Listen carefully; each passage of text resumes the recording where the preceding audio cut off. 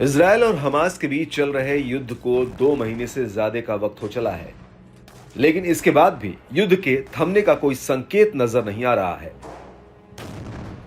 Reports के मुताबिक पिछले 24 घंटों में इजरायली हमलों में गाजा में 300 से अधिक लोग मारे गए हैं। नवंबर के आखिर में इजरायल और हमास के बीच युद्ध विराम को लेकर सहमति बनी, लेकिन इस युद्ध विराम के खत्म होते ही एक बार फिर गाजा पट्टी पर इजरायली लड़ाकू विमान बम गिराने लगे। गाजा पट्टी में मौजूद लगभग सभी बड़ी इमारत धराशायी हो चुकी है। इस बीच गाजा में युद्ध विराम का लगातार आह्वान किया जा रहा है। सीज फायर की ऐसी ही संयुक्त राष्ट्र की एक कोशिश को अमेरिका ने शुक्रवार को रोक दिया। यूएन के सीज फायर का प्रस्ताव अमेरिका की वजह से पास नहीं हो सका। दरअसल अमेरिका ने यूएनएससी के इस प्रस्ताव के खिलाफ अपने वीटो पावर का इस्तेमाल कर दिया।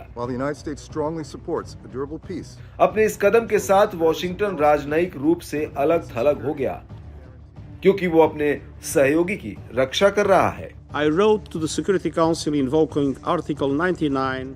यूएन की तरफ से पेश किए गए प्रस्ताव में गाजा में सीज फायर और बिना शर्त सभी बंधकों की रिहाई की मांग रखी गई थी। Collapse of the humanitarian support system in Gaza, which would have devastating consequences. इस प्रस्ताव के पक्ष में 13 सदस्य देशों ने वोट किया, लेकिन अमेरिका ने इसके खिलाफ वीटो यानी कि यूएस वीटो फॉर रेजोल्यूशन कर दिया। अमेरिका के इस कदम से अरब देशों में भारी गुस्सा देखने को मिल रहा है। संयुक्त अरब अमीरात के उप राजदूत मोहम्मद अबू शाहब ने विरोध दर्ज कराते हुए यूएनएससी से पूछा, अगर हम गाजा पर लगातार बमबारी रोकने की कोशिश में एकजुट नहीं हो सकते तो हम फिलिस्तीनियों को क्या संदेश दे रहे हैं। संयुक्त राष्ट्र में फिलिस्तीन के राजदूत ने भी नाराजगी जताते हुए कहा कि एक दिन से भी कम समय में हमने हर संभव कोशिश की, लेकिन दुर्भाग्य से आज का दिन सुरक्षा परिषद के इतिहास में एक दुखद दिन था उन लोगों के लिए जो चीजों को उस तरह से देखने में असमर्थ हैं जैसा उन्हें देखना चाहिए था, और उन्होंने इसे अलग तरह से देखा।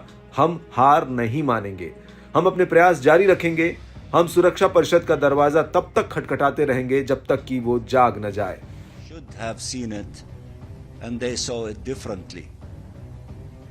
We will not give up.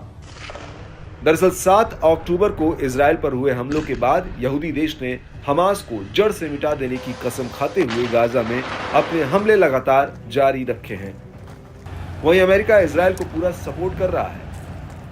Hamas द्वारा संचालित स्वास्थ्य मंत्रालय के मुताबिक लड़ाई में फिलिस्तीनी क्षेत्र में अब तक 17,487 लोग मारे गए हैं, जिनमें ज्यादातर महिलाएं और बच्चे हैं। इजरायली आंकड़ों के मुताबिक हमास ने इजरायल में हमला कर 1,200 लोगों की जान ले ली, जबकि 200 से ज्यादा को बंधक बना लिया। इजरायल ने गाजा को बंजर भूमि में तब्दील कर दिया है। संयुक्त राष्ट्र का कहना है कि करीब 80% आबादी विस्थापित हो गई है।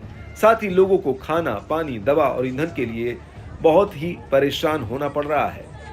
वहीं WHO के प्रवक्ता क्रिश्चियन लिंडवेयर ने कहा, लोग गर्मी पाने या शायद खाना पकाने के लिए, थोड़ी सी जलाओ लकड़ी पाने के लिए टेलीफोन के खंभों को काटना शुरू कर रहे हैं।